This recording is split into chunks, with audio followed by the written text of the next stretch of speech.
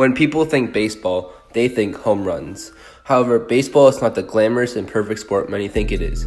Many ignore or may simply be unaware of the brutal and gruesome injuries that come along with playing the sport.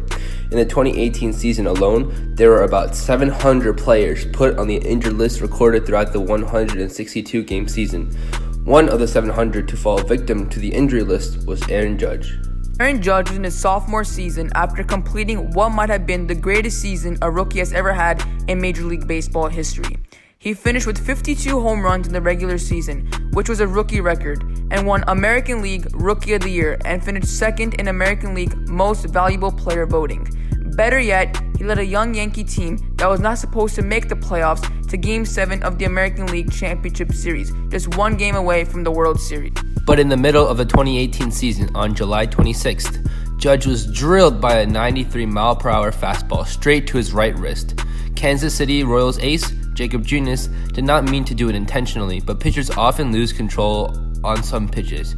Right after Judge was hit, it was clear to see that he was in immediate pain. He started to do whatever he could to try to limit the pain, but it would just not go away. And here comes a pitch from Junis. He throws to the plate, and Judge gets drilled with the baseball. Oh, that must have hurt so.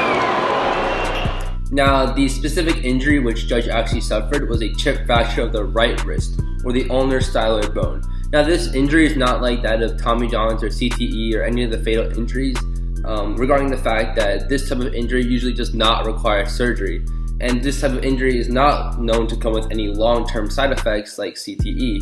So it's commonly related to a broken wrist, which is, pretty bad for baseball players.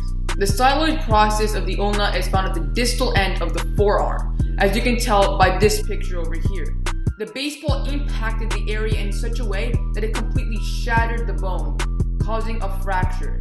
The immediate effect of these fractures may be painful, making it difficult to move the arm or the elbow, making a baseball hitter or pitcher virtually useless until they recover. So today we're here with Ms. James to get a better understanding on the injury. So the first question that I have is, what should MLB do to better protect their players?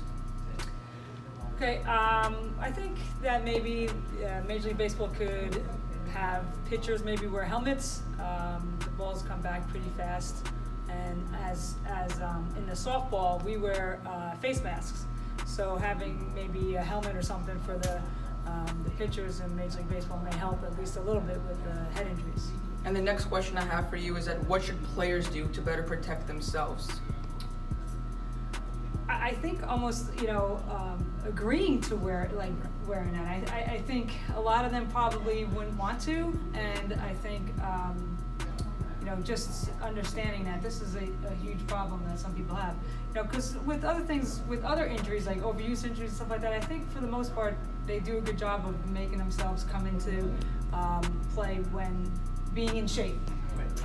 So I think something like this, like more of like just saying, okay, I'm willing to wear this helmet, in the infield, or wearing this mask, or wearing this, to protect myself.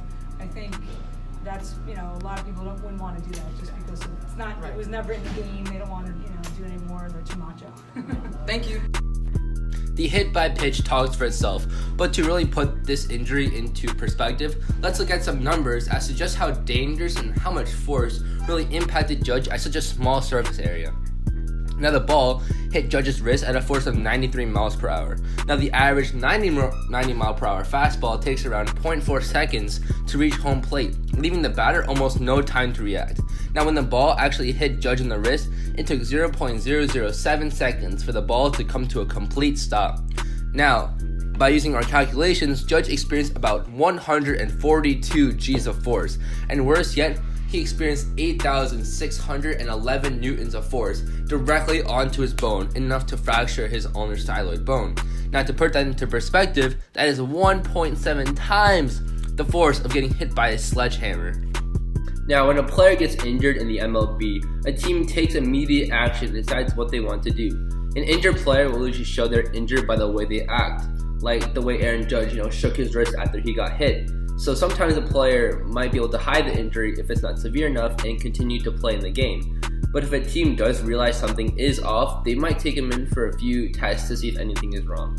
However, when a player is in clear discomfort on the field, like you can see Aaron Judge when he started shaking his arm, he is met by the team's athletics trainer who checks on the player, as you saw Stevie Donahue rushing to Judge's aid as he went through first base.